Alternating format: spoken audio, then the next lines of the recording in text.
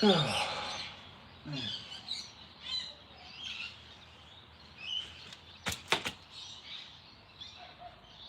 Bloody mosquitoes around about.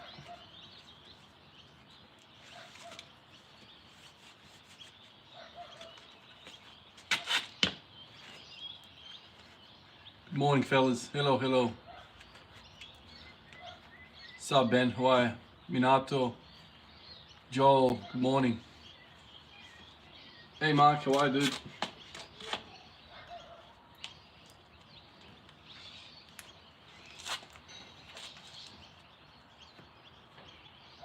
How's the COVID? It's not COVID, but still not good, man. Throat's killing me.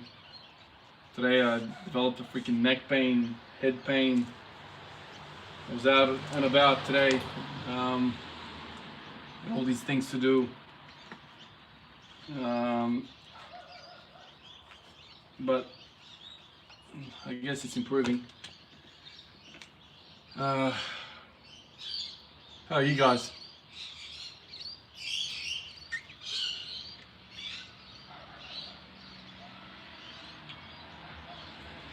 Drinking so much bloody water.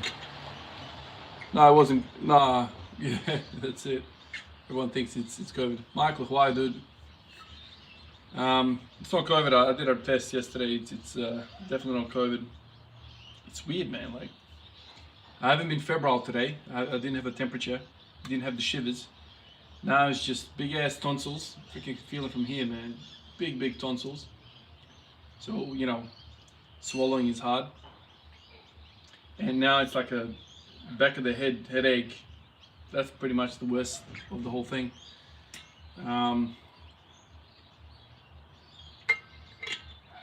Just makes you appreciate when you do feel good, how good it is to feel good, you know, healthy. Hey man, how are you? Yeah, I know. I actually watched it back yesterday when the kiddies came in. It's a beautiful thing, man. It puts everything into perspective. How,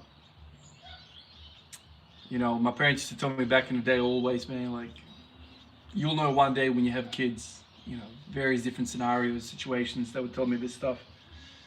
It's unlike anything else, man. The love you have for your kids is just, it rewires everything, man. Like, before I had kids, I had a lecture at work. One of the guys was trying to explain to us how addictive methamphetamines were, and he basically started saying how you have sex, right, or orgasm. That's like 10 out of 10 pleasure for a natural human being, right? That's, you can't really get any better pleasure. Sex is up there. It's like 10 out of 10, and everything else kind of falls on that scale, right? When you take meth, the amount of endorphins released and all these pleasure cascades that get activated with meth, it's like something like, I think it was like 14, 13 fold or something like that. So it's like 1,000 out of 10 when you take meth. That's how much release, chemical release you have. So it's kind of like having shit ton of orgasms on top of each other, right?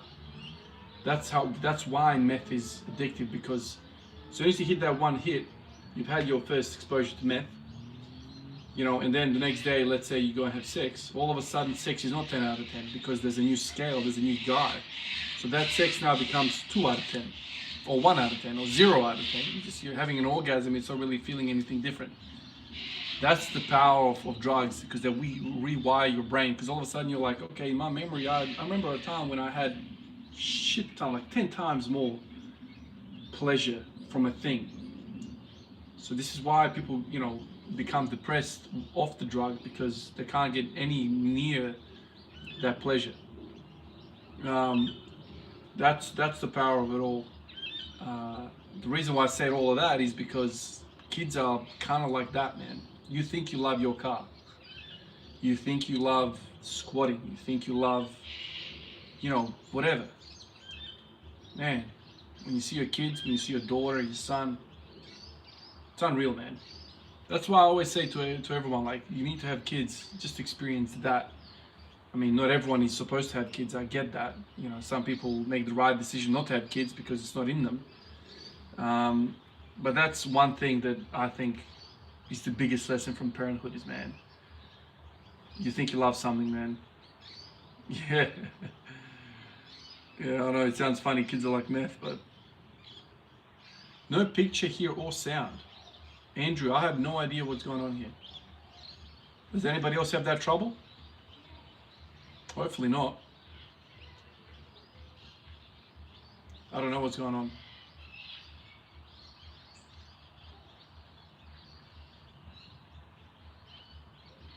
So everyone that's saying no, are you okay or is it bad? Everything okay? Okay. If everything is okay, just write okay, just so I know. It's all good? We're okay? Oh, sweet. Okay, it's good. Oh, excellent. I know yesterday I tried to, I don't know if it was yesterday or the day before, I tried to schedule like 5 hours in advance to tell people that it's got, oh, excellent, thanks guys. Everyone's saying okay now. I tried to schedule it 5 hours in advance to kind of let people know what's going on, and I had some sort of technical issue where there was a delay in sound, and I was whack, so I ended up restarting it, and it worked okay since. Hey Dennis, thank you so much. Thank you so much for that, man. Appreciate you. Better click on it. Is there anything more to it? Sometimes people ask me a question and the little bubble comes up. Yeah, I still have the Evo here. If you want to see the Evo, it's still here, man. Oh, there's the Evo. There's the Evo. Can you see that paint chip? Yeah, so that paint chip, I reckon, is it's all got to do with the freaking see those vents out? I reckon the temperature is really high in there, and when the heat comes out, it starts to work on the paint. Also, it's always parked outside, and so it's in a rough shape. So that's the Evo. One of these days I'll give you guys a walk around. It's nothing special, man. Like, you know, hopefully one day I'll do things to it, but you know, when finances kind of like allow it, you know, the way the world is, the mortgages are so freaking high, you know, kids going to school, like it's a lot of money expenditure, you know.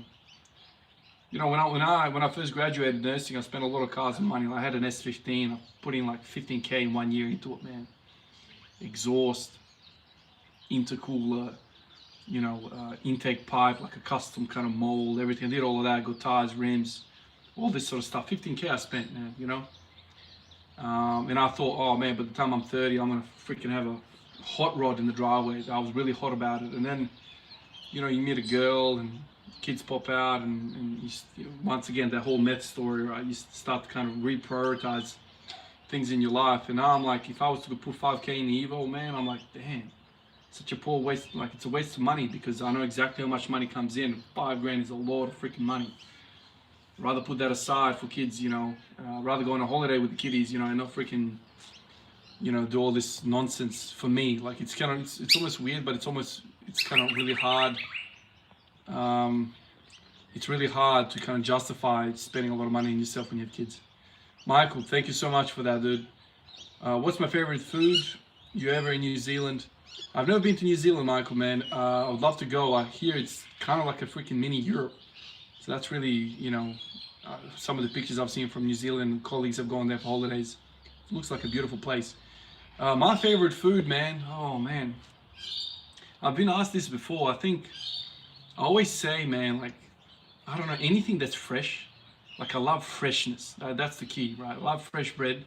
And I love, when like, growing up, my parents would do a lamb on a spit or a pork on a spit, a pig on a spit, something like that. And I remember getting my mom's fresh bread straight out of the oven, grab it, you know, and just like dabble it, you know, like in the fat that's just coming off. And then the first slice, I love that. I just have such fond memories of that as a kid. It's the best thing. The best thing. Yeah, there's freaking mosquitoes everywhere here, man. Hate mosquitoes.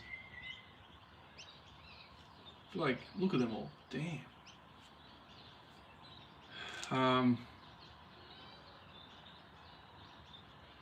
More videos of what I eat. Yeah, I guess I could do that as well.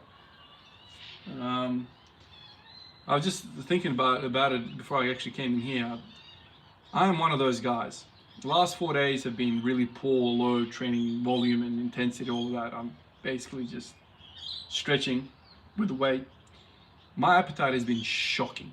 If I was to stop training, like doing the volume that I do on a daily basis, hey man, Hawaii hook, I would just completely lose my appetite. I reckon I would lose a lot of weight if I stopped training. Training is my appetite. It's one of those weird guys, man. I'm very tired, Brian, man. I'm freaking exhausted. Last night, again, slept 5 hours. Woke up, tonsils are huge. Just uncomfortable, so I got up, walked around the house for a little bit, messed around on the phone, watched some stuff, watched some highlights from the football, basketball, and that was it. Do you take any supplements like creatine? I don't take any supplements usually. I never take anything really, man. But in the last 4 days, I've been taking zinc, I've been taking vitamin C, and I've been taking ibuprofen a few times a day. I am anti-pills, man. I'm anti-everything, you know. But this tonsillitis, man, it's got me good, man. Like, it's can't freaking eat, can't do anything, uncomfortable. So the way I justified the ibuprofen is like, okay, if I can take some ibuprofen, settle down inflammation a little bit, get some sleep, that's a net win. Because I really need sleep, man. Like that's where healing happens. So if you can't get to sleep, it's a problem. User says, do you ever train to failure? What's your take to one set to failure trends that's going too popular now? Man, training to failure, define failure, you know what I mean? Like, because I think even that needs a definition. You know, people need to be clear about that. Like when you say failure, are you talking about like mechanical failure? Because that's different to psychological failure. Do you know what I mean? Like there's a distinction there.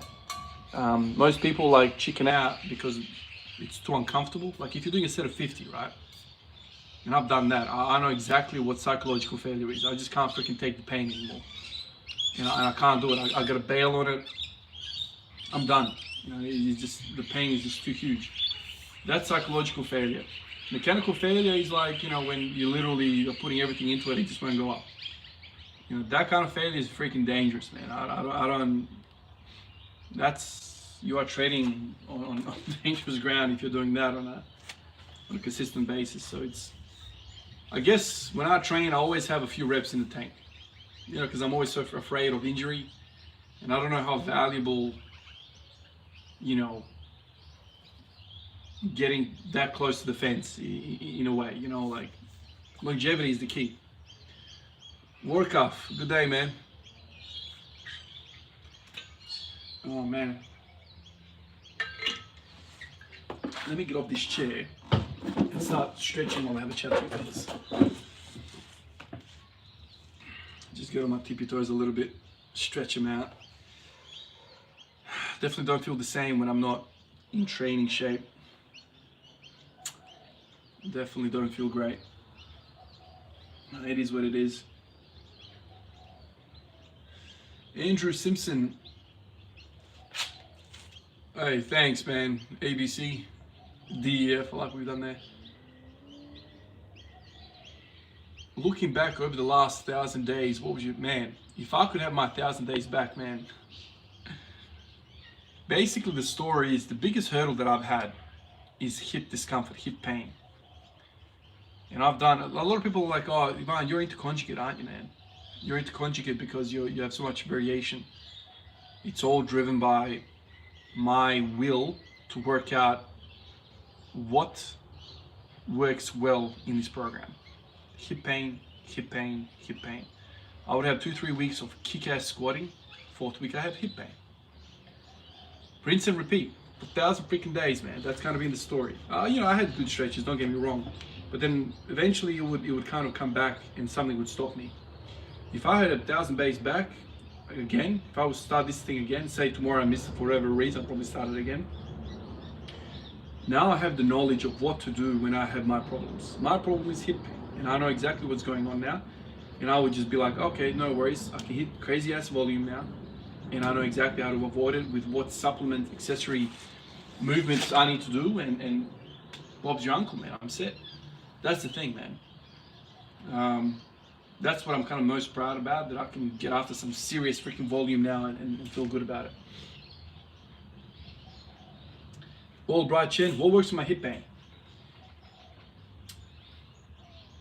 Before I say what works, I think the cause of my hip pain is adductor.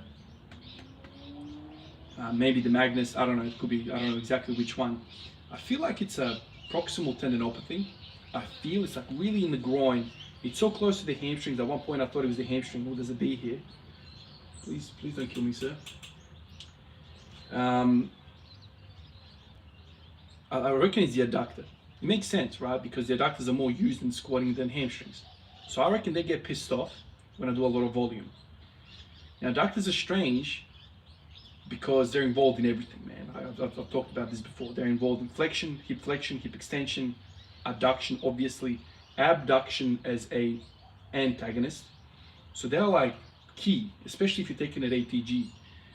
The way I've kind of worked out what works for me, lots of pulling really works. Lots of pulling, does not matter what it is. You could be doing block pulls like what I have set up here. Block pulls, they're freaking great. Rack pulls, same thing, whatever, slightly different. RDLs, light, lots of deadlifting, pulling, whatever you want to do it, man. Lots of pulling. You can pick your poison there. That, for whatever reason, made me feel good. Another thing that made me really feel good, wide stance squats. Excellent. Box squats initially were really nice, and then I started getting weird freaking knee discomfort. I'm not going back to that. Those are some of the things that make me feel good. Unilateral leg work, again, some things help, like walking lunges. Bulgarian split squats never really made a difference for whatever reason. Those are the things. Also, I don't know how this is related. When I work on my calves, I recently made this connection, my hips feel better. And I reckon the connection there is that, say I work on my ankle mobility a lot, or I train, calf raises a lot, I gain maybe a slight freaking dorsiflexion increase. And I reckon that takes away from the hip involvement in my squat, and that kind of feels good as well. Yeah, man, calves. I want something here. I recently went back to those videos that I made. There was probably like a 2-3 week period where I was making videos about calves all the time. I was like doing all sorts of weird things with the barbell, setting up all these different kind of rigs around the place. And I went back into the notes, read what I wrote, listened to the videos that I made. And I was like, man, there's something to these freaking calves as well. Obviously, I think that's a secondary impact to the hip pain because there's a different biomechanical relationship when we have more dorsiflexion. But I think the crux of it, the meat and potatoes of the whole thing is the adductors. The pulling hits directly, blood, circulation, healing, and the ankles kind of keep the tension off it in a way. Miloše, pozdrav, kako si? So that's kind of, I guess in a succinct way, it's probably long-winded. There's more to be said about that. That's kind of off the top what I can think of. That's what's in my mind. Do you do any stretches? Last 4 days, because I've been so freaking, hello from New Zealand as well, John. Last few days I've been doing a lot of stretching because I can't freaking do anything else. I'm driving myself crazy sitting on the couch all day. So I've been stretching. I've been doing like hip stretching. I've been doing quad stretching because I can't do anything else. Spencer Cooper, why, dude?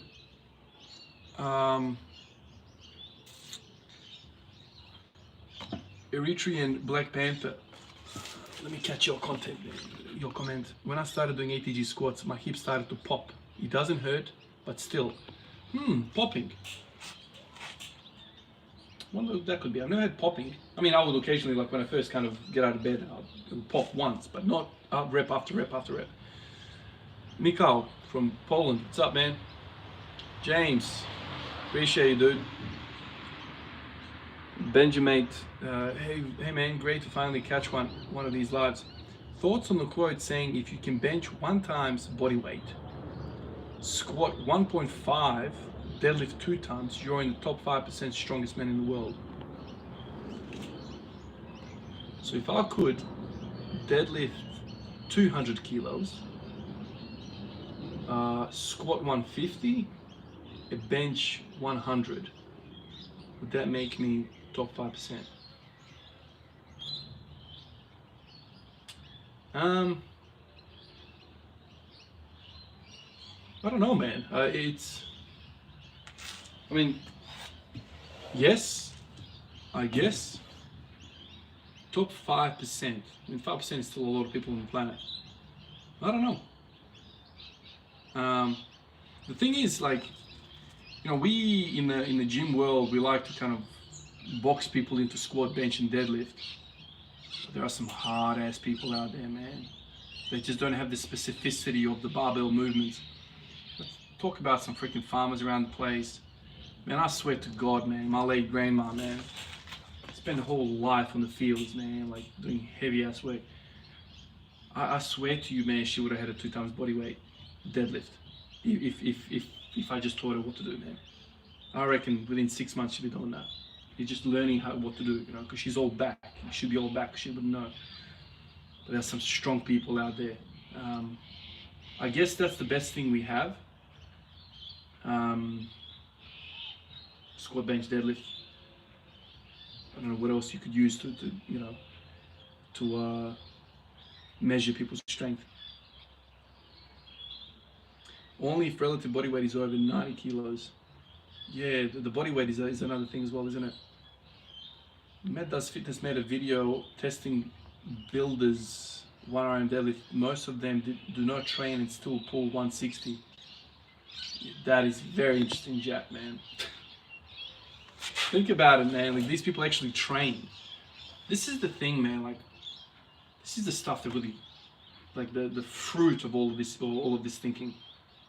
You know, people like high reps, low reps. What's better? Sub-maximal junk volume for years on years, day in, day out, bricklayers, builders, moving shit around. It's never a max weight. It's always like sub 50% probably. Build strength. Isn't that freaking interesting, man? What dictates when you train? Oh, man. If I'm working a day shift, man, it's always before work, always. If I'm working a night shift, I guess it depends how you take it with the night shifts, because I finish at 7 a.m., 7:30 a.m. So I would train around 1 p.m., go back into another night shift.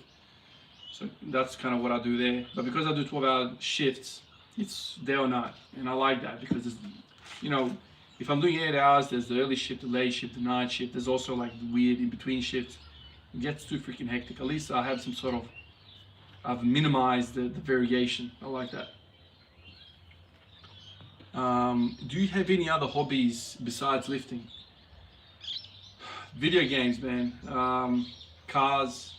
That's what I love. Basketball. This is the thing. Like, I don't have a lot of time to do all these things. That, like, basically cars have dropped off. Even though I still have the remnants of it with the Evo. You know, I don't wash it regularly anymore. I don't, you know, service them anymore. Like, I take it to a dealership. I don't look up mods. I don't look at car forums anymore. I rarely look videos. It's because, like, I'm in a different kind of state of life. What I do like is following soccer, basketball predominantly, watching people lift weights, and then video games with my kid, spending a lot of time with family. This is the thing, like, when you get this stage of life, in your kind of 30s or whenever you start a family, the way I kind of think about it is you have one hobby. You have one hobby if you really want to have a big hobby, and then everything else is family. Like, I couldn't imagine spending freaking 10 hours a week doing weights and then spending 3 hours doing cars, you know, going for drives. It's like, when do you spend time with your kids and work and all that? So that's kind of how I think about it.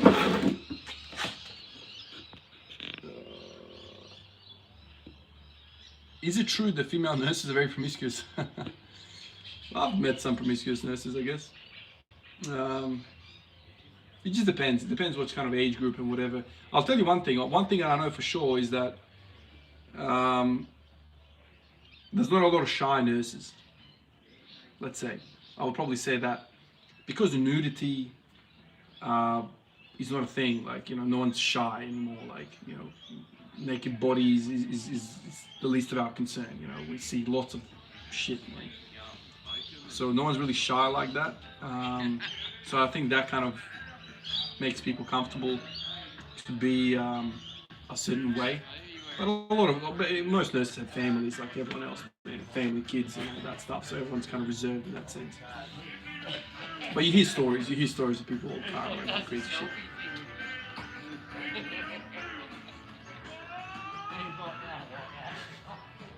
A couple of drunk fellas walking down the street blaring music. Hello, nurse. Yeah. Well, yeah. So for me to become a doctor, actually, this is what I tried to do before we had kids. So I reckon 8 years ago I started. I started sitting a test, preparing to sit a test called GAMSAT. I don't know whether you guys are familiar with it. GAMSAT, I think it's called GAMSAT in the UK.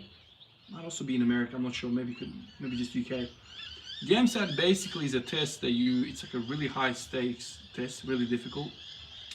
But if you pass it, then you're eligible to sit an interview to get into postgraduate medicine. So I sat that GAMSAT twice, passed it both times, got an interview the second time. Before I sat the interview, my wife and I decided to start a family, and the whole doctoring thing, I decided, alongside her, but it was my decision mostly. I did not want to be a father of a young child who's not present because I'm too busy with books, working, and whatever. So I kind of gave that up. But I went to the interview, sat the interview anyway for the sake of it, just to kind of make it worth it, the previous 2 years of studying for that. I didn't get into that university. I never got an offer, but by my total score between the GAMSAT and the exam and the interview result was good enough to get into other places in Australia. Didn't decide to do that. Let it go. Started a family. First kid, second kid, house, second car. Postgraduate anything, especially medicine, is very, very difficult because it's usually around the time when people start families. And I want to support my family. I don't want to be a poor person. Obviously, long term, everything's going to be fine. But I ultimately found that a lot of my will to become a doctor was my ego. I wanted to be called a doctor. I've always felt like I was capable of more career progression and not just a nurse. After all these years later, I've kind of worked out that it was all ego, insecurity about the whole nurse title. I'm very comfortable being a nurse now. I'm very, very happy with the career choice. It is a respectable career, pays well enough for me to support my family, and so I'm very happy with what we've done. But if I had my time again, once again, I don't regret anything. I think if you want to do medicine, undergrad is probably the easiest way to get there.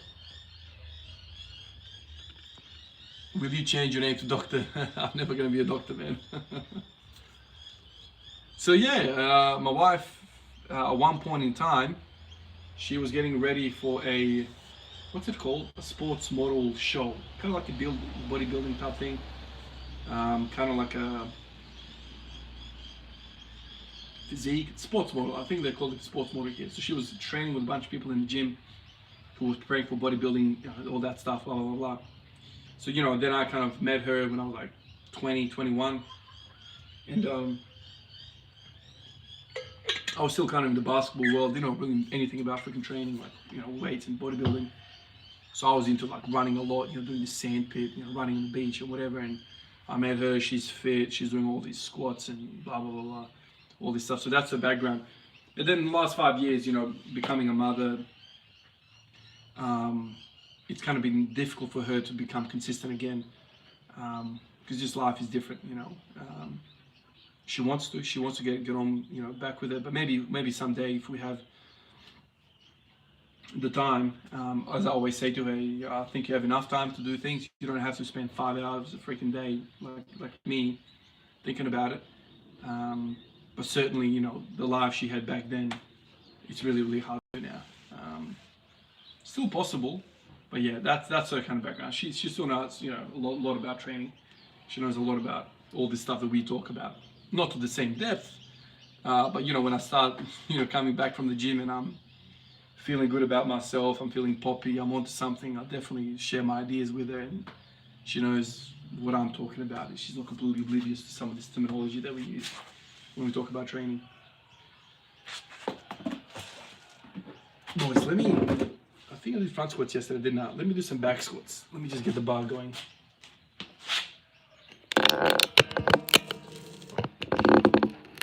There's some drunk fellas around here. I can hear him yelling.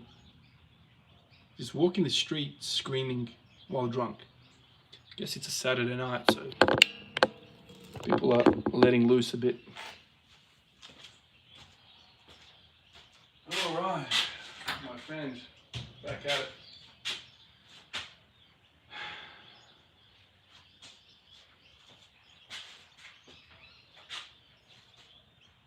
Oh man.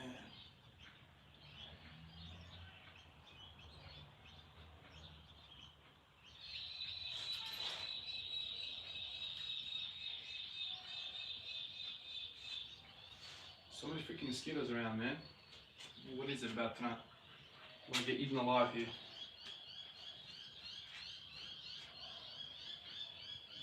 Oh my god, the stiffness.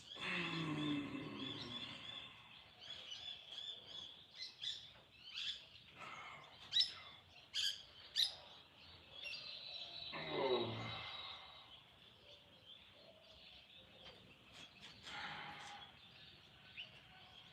Inflamed body, stiff body.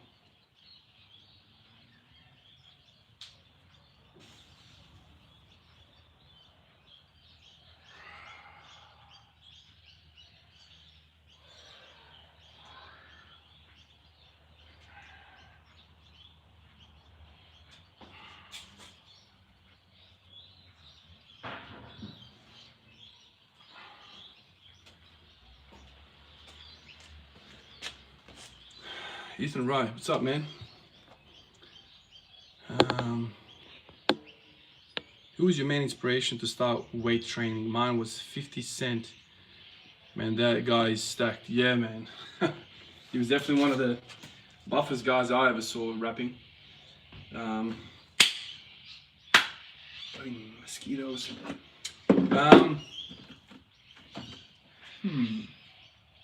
In terms of fitness overall, like I always respected fit guys, whether it would be guys like playing football or guys who were playing basketball who were jacked. I don't know if you guys remember why it comes into my head like that, but I remember a guy called Corey Maggette. He played for the Clippers.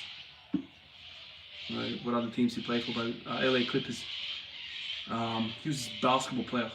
Freaking looked like a bodybuilder. So jacked. He was a slasher. I remember the first time I kind of like, I love basketball. Like, you know, see Allen Iverson, Peja Stojakovic, Divac, Kobe, you know, Tracy McGrady, like all these guys, Tim Duncan, they all look kind of normal basketball players. And then it was Corey Maggette, and I thought, damn, that guy looks really, really strong. I remember that was the first time I kind of like realized, you know, you could be jacked and still run around and play at a high level.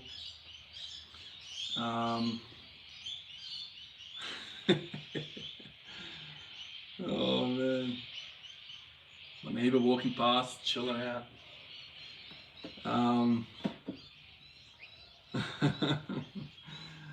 Why am I one of the best YouTubers? I guess, yeah, so basketball was a big influence for me. But then, like, you know, after the whole basketball world kind of started becoming less important for me, less significant, I started realizing, okay, let's look at this gym world. And Klokov, man, that guy always comes up in my mind as a huge inspiration. He was so freaking jacked. Oh man.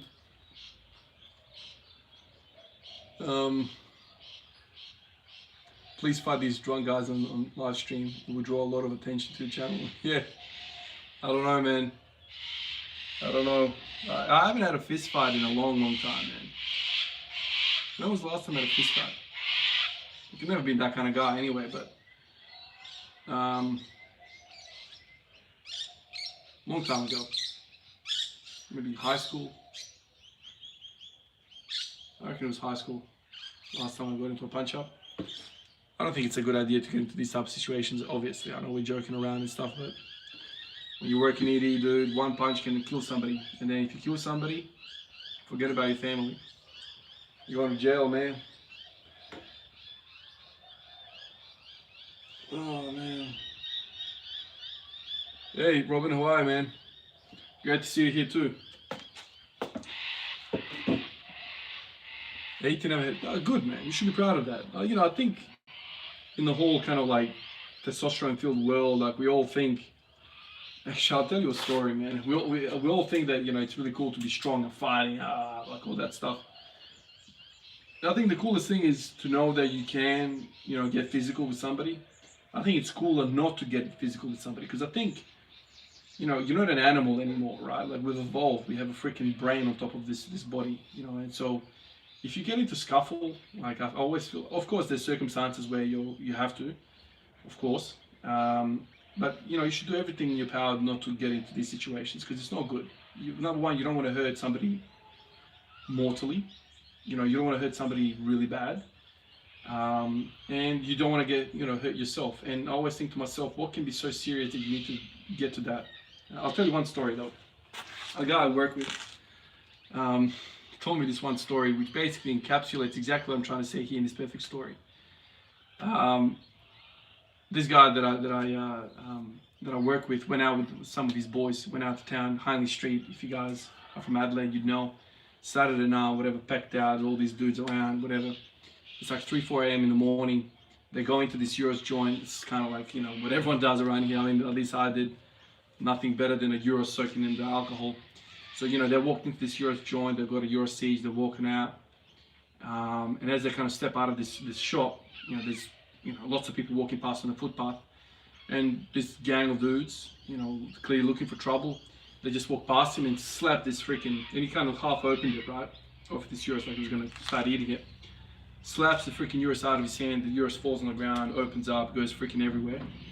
And he turns to my mate, my colleague, and he's like, what are you going to do? What you going to do? What are you going to do? You want some trouble? And all the other boys that were with him, they were like ready, you know, for the rough stuff. And my mate just basically, his reaction was, and I think it's priceless, he just said, nothing, man, I'll just go in and get another one. And that was it. He just turned around and went back and got another one. And everyone kind of left. Now, if I was me and I was like 21, it's on. I'm swinging, you know, my boys swinging, everyone's swinging, it's trouble. Obviously, you know, 2 things could happen. We win the fight, there's blood everywhere on their side, or we lose the fight and we get our team up, blah, blah, blah. Either choice, it's a really, really bad situation. It does not really matter. You don't have to prove to anyone that you are a strong human being, that you can fight better, whatever. That's primitive crap. The fact that my mate turned around and went back and bought another Euros, he basically, you know, to me it's beautiful, because everyone that I kind of grew up around, they'll be in a fight. But he was like, nah, man, there's no point like ruining my night over $10. Yeah, I don't know if you even heard that. There's no point ruining your night over $10, man. Whatever, like this guy's an idiot. It's clearly an idiot. Let him go, avoid him. Get another Euros, continue your night like nothing happened. Having that sort of awareness, presence, maturity, wisdom about you at that age, that is intellect. And to me, intellect is sexy. You know, squatting 300, deadlifting 300 is sexy as well, but it's also sexy to know that you have control over this stuff. You're not just a loose cannon. Nobody wants a loose cannon, man. You know, you want to, you know, a laser beam for a mind, and you want to be strong physically. That is the complete package. That's what I want. I don't want to just start swinging fists around like an idiot. I don't care what the situation is. When people walk into through the ED doors with their face busted open or whatever, and they need to do a CT brain and whatever, fractured jaws, I've seen a lot of stuff. What did you fight over, man? Most of the time, people are drunk, people are pissed off, people are being stupid, and trouble happens. And when everyone gets sober over the next few days, all the injuries kind of like start, you know, to kind of become clear. Then you're like, I was an idiot. Why did I do that? Exactly. Training in general teaches you to control your temperament, especially boxing. And I'll tell you another thing, man. I mean, I'm not a martial art kind of guy, but I went to school with a guy, Rob. Rob was like a nationally ranked taekwondo. Taekwondo, I think it was. I think it was taekwondo. Anyway, so he was going to, like, he was state champ, whatever. He was going to national competitions, whatever. I think at one point he was like the second. He was like 16 years old. Really, really good guy, right? And he had control. Like, he was a good guy. He was never into trouble or whatever. There was a situation at school. He got into a fight, and he got in trouble.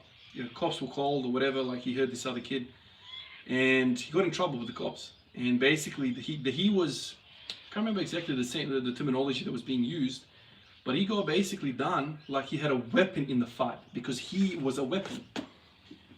He was a weapon, right? Because he's not me. He has lethal ability. His body is a weapon. Somebody wrote something about taekwondo. He's crap. No wonder he does not fight. I mean, I don't know. I've seen taekwondo, whatever. But whatever. Taekwondo versus like me. At least he can kick. He can kick my head off. But he got in trouble, fair in trouble. He also got in trouble with the Association for Taekwondo in the South Australian National. Like, you can't be, a national champ in boxing and then knocking guys on the weekend out. You're a weapon. Once you know this knowledge, you're a weapon. It doesn't matter if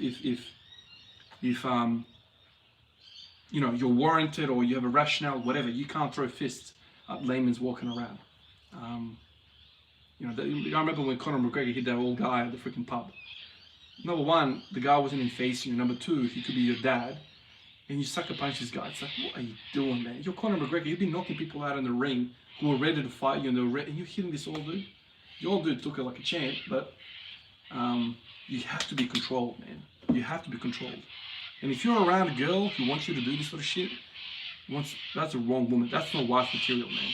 There's plenty of fish left in the sea. If she wants to put you in a situation where you get your teeth knocked out, get out. Trust me, man. I've been in situations where if you love me, you fight for me.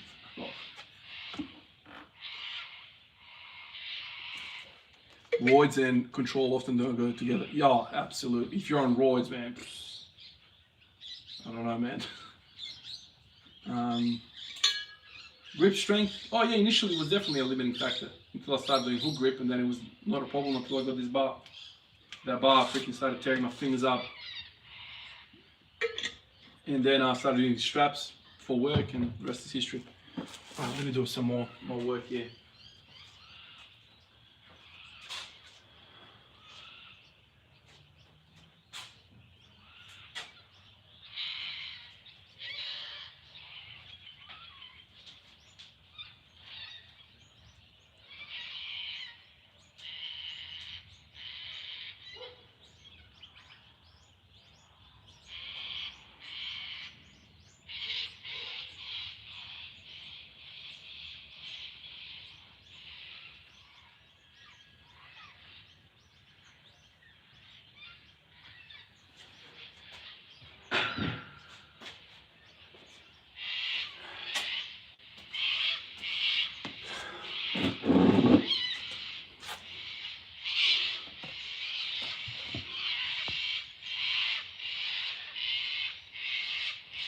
No one clipped that bit that Ivan just did without context.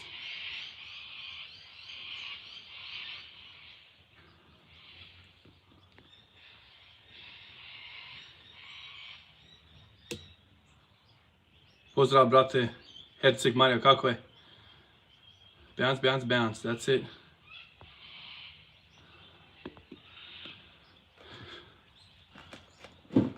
Yeah, especially where I live, man. Like, lots of trees around the place, lots of birds, lots of you know what these birds are called? Parrots? The colourful little guys.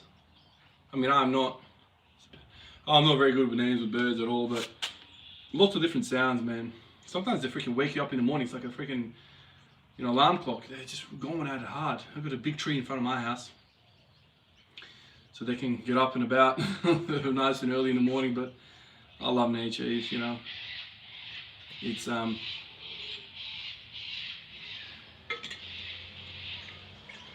Kaka, that's it. That is it, man.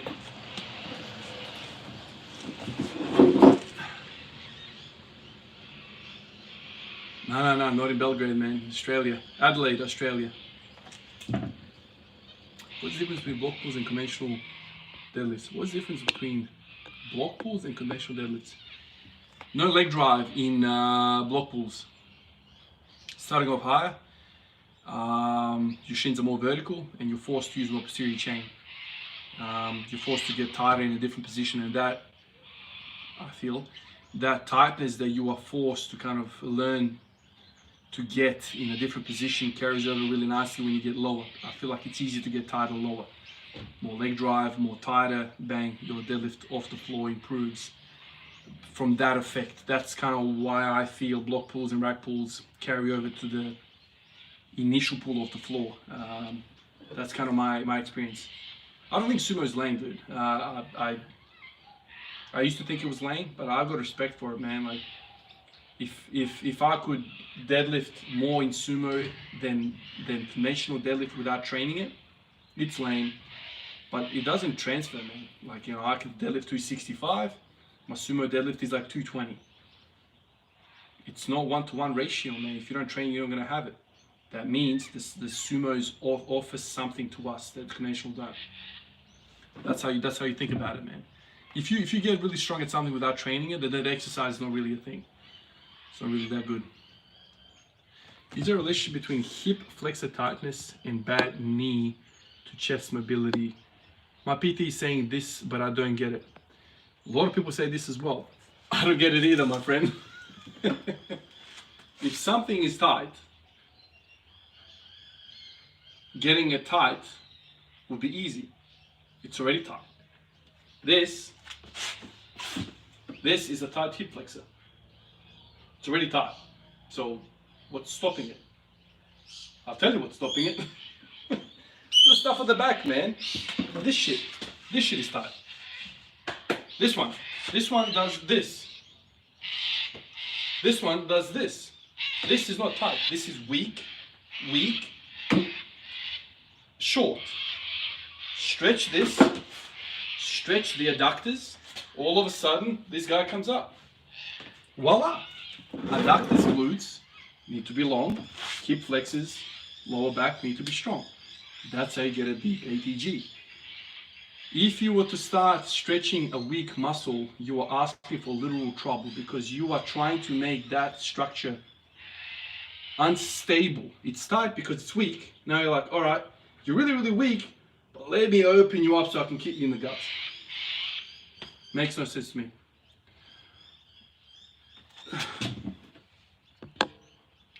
This chat is a mess. This chat is a mess. I don't know why you think that, man.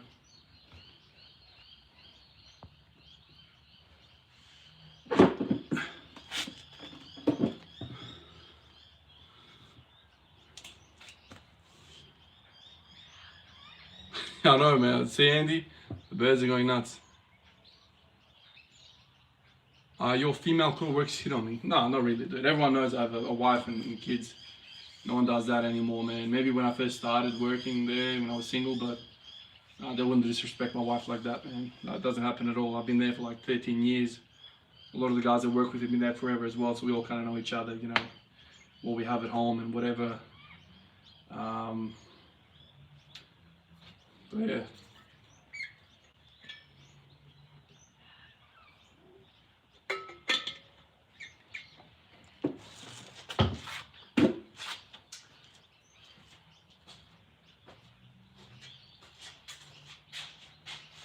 Oh, man.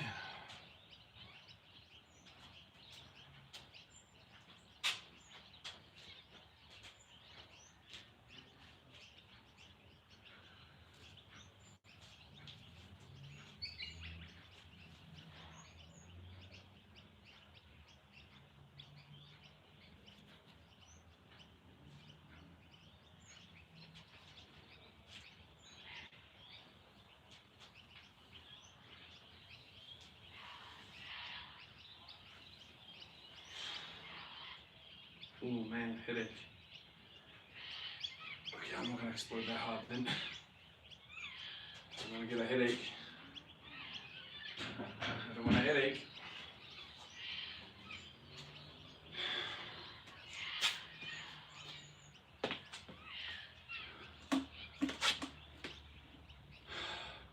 Oh yeah, nice. Yeah, well, I always say it's a two-way street. If you're sending out signals like you want something from someone, then they're gonna be open up to you. But if you act accordingly and you don't send signals out to people that you want something, then no one's gonna approach you. I don't think.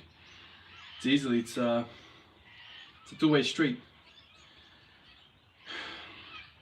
I'm happy, man. Last thing I want to do is throw everything away, man. Like wife, family, kids.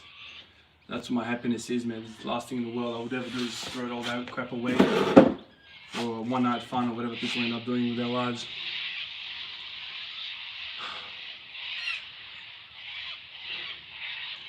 Oh, in my eyes, a front squat should be done one way, full grip. But it takes time to get there. I can't do it. My shoulders can't externally rotate. But hopefully one day I can really be bang. That would be sick. I don't know if I can be able to do that, but it will take me a while. Have I read any books? I haven't read anything yet for the last 1,050 odd days. But yeah, I used to read a fair bit, you know, back in the day. But nothing through this journey. Like, you know, I think if anything, I watch a lot of stuff.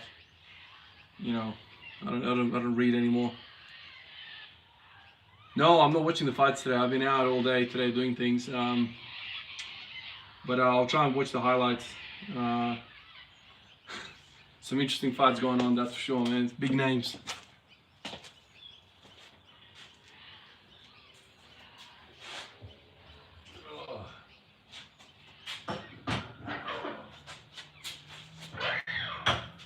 Oh man, freaking headache.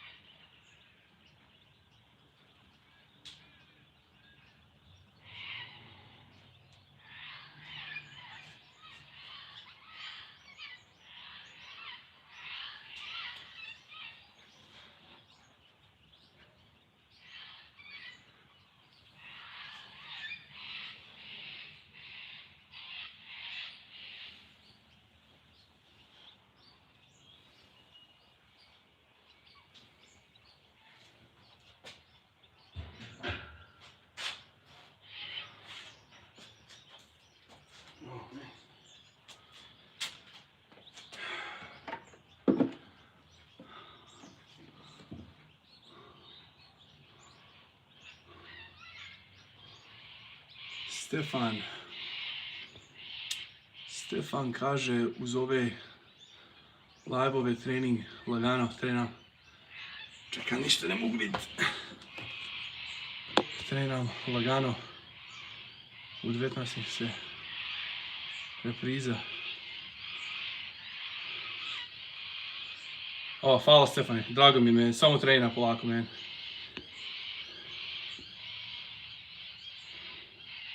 And he just farts. Farting on the live stream,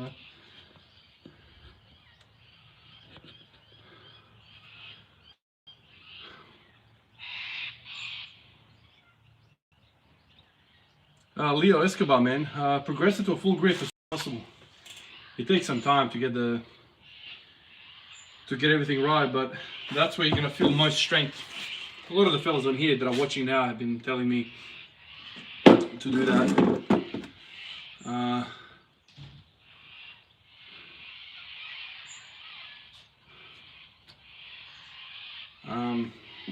Yeah, full grip is the best, dude. That's what you should do.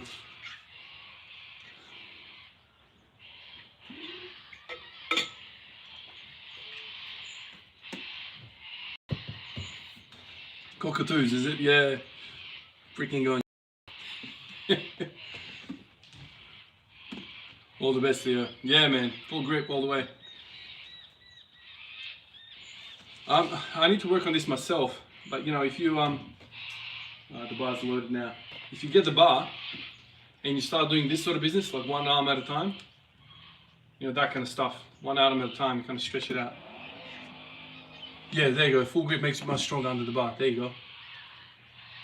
We've got our 300 waiting. Yeah, man, imagine that. Just banging out.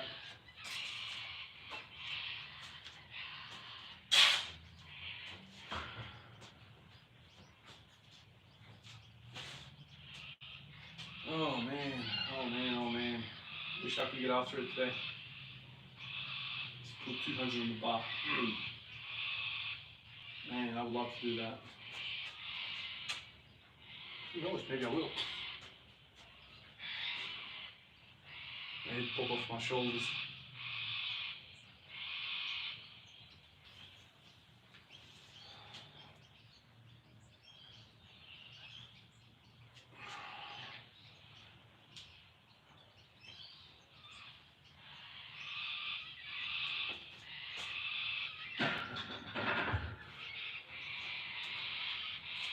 Oh, good old head pain.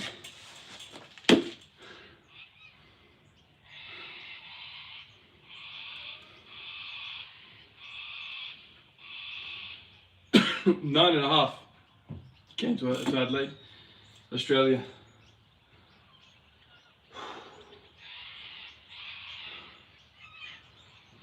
Oh man.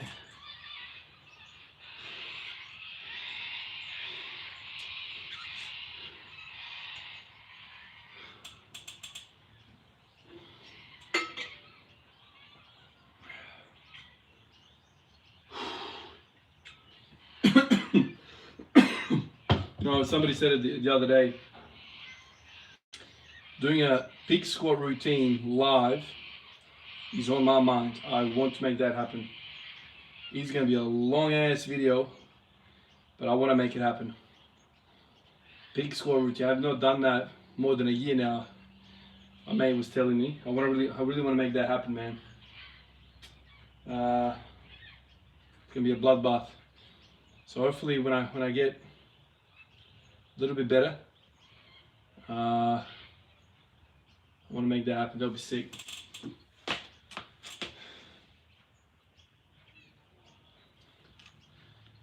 Do you live in the middle of nowhere, or just Australia just sound like that everywhere? It doesn't sound like that everywhere.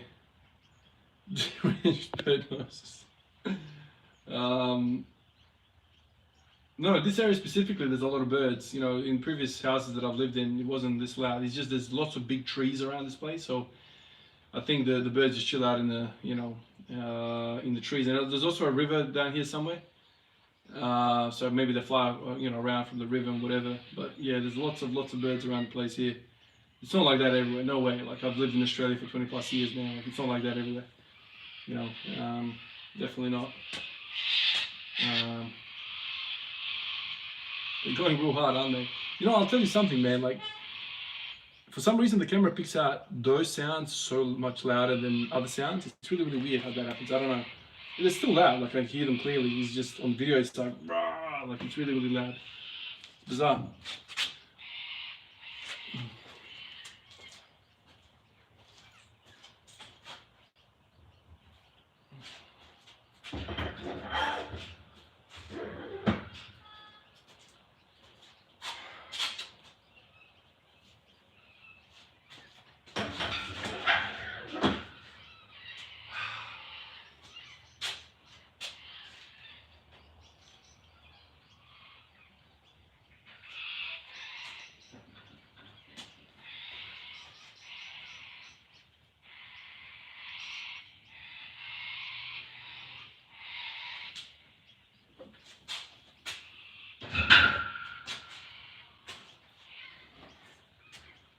Oh, man.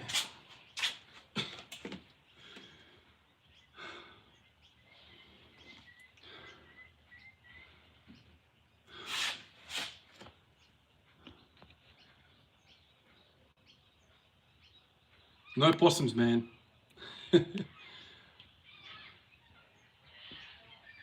Oh, sick. Nice to hear, Mihaila.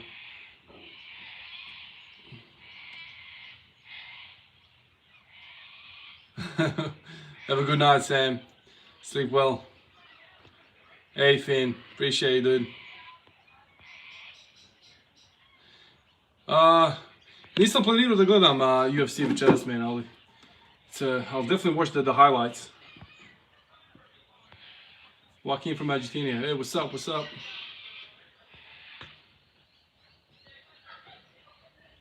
Cheers, Sam. All the best, man.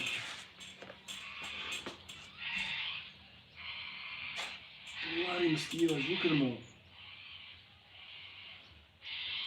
That's one thing about like the warmer weather. Freaking mosquitoes come out. You know, when it's cold, they're nowhere to be found. Look at him. He's always hunting for a bit of flesh. Always hunting for a bit of flesh. Maybe that I'm getting sick from them. Yeah, who never knows. Last workout I did was back squats. 4 a.m. man. What are you doing up so late or early, whatever you want to say?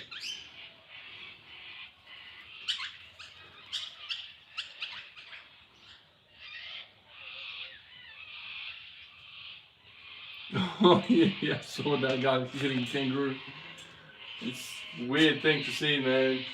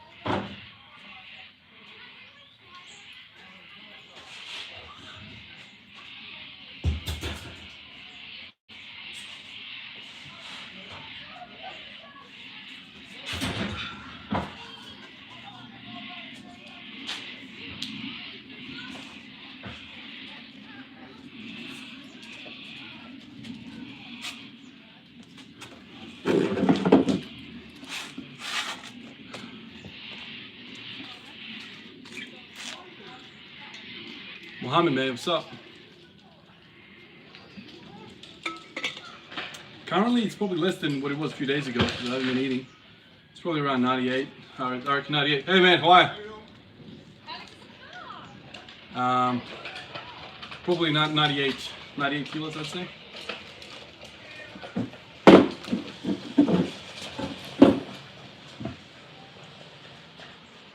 It was 150. Body weight or squat? Man, if it's body weight, you're a big dude, man. You probably can move some heavy ass weight around.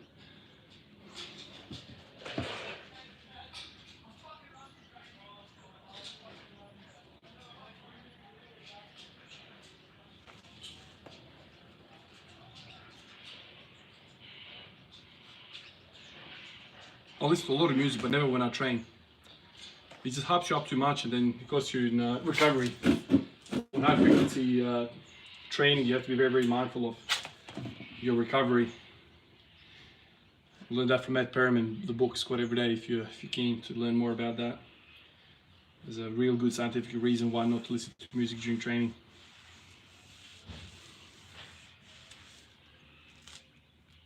All right.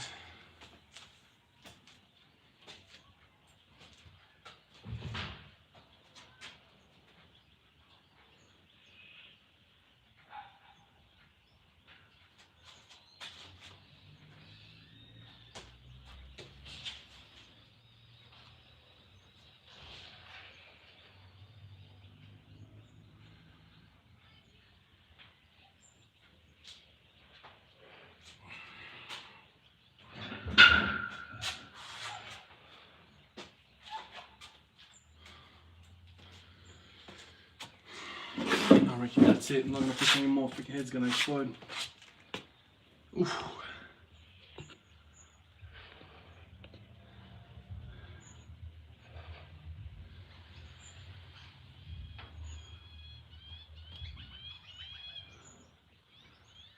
Do you ever get kangaroos testing in real life? There's no kangaroos around where I live. But they're big animals, man. They're strong. There's some kangaroos that are mighty things. Should I train with a sore throat? Well, I'm training right now with it. So you gotta be very careful not to overdo it. Don't be a numbskull and just freaking go for glory, because then you're gonna make yourself worse. But a little movement is fine, I think.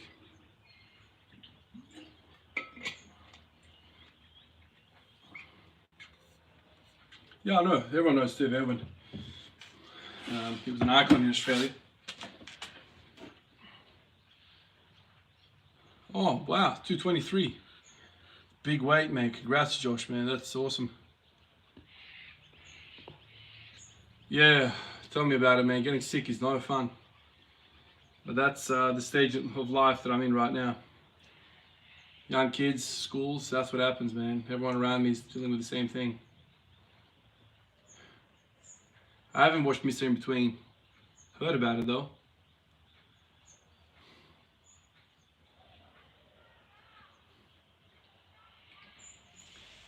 Oof. Man, I wish I could get after it, man. Perfect night for training.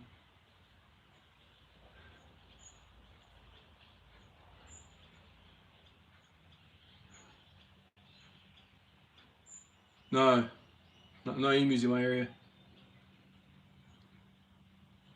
Pull-ups every day is a good idea. You know, it's almost like a restorative exercise for the spine as well. So you could probably work if you really love the exercise that much to do it every single day. You know, it's probably something you can entertain definitely. Why not?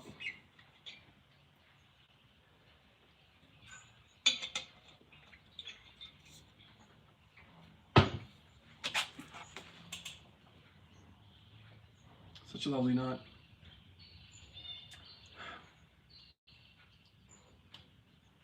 Oh, most Australians say Ivan, you know.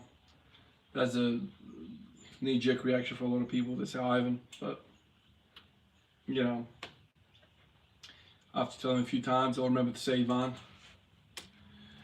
Not currently, I don't do Bulgarian split squats now, but it's a nice exercise. Depends what you need, you know what I mean? Depends on where you're lagging or whatever, but it's a nice, any unilateral leg exercise is good for you. That's what I reckon. All right, fellas, let's wrap this up. It's over an hour already. I just realized.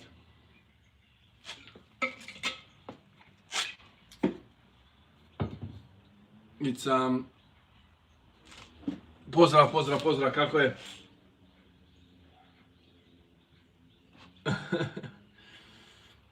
All right, guys, I'm gonna leave it there, and like I said last night, it depends on how I feel tomorrow. We'll see what's possible tomorrow, but the way it looks like right now, it's probably going to be a lighter day again. So it's probably going to be another one of these live videos, which is pretty cool. I'm really enjoying them, man. Just the fact that I can get response from you guys, and I feel like I'm chatting with everyone. It's a cool feeling, man. I really enjoy it. Oporavak, vidimo se uskoro. Hvala ti, Mihajlo. Hvala ti puno. So let's see what another night of sleep and recovery does for me, and I'll catch you guys on the other side. Peace out.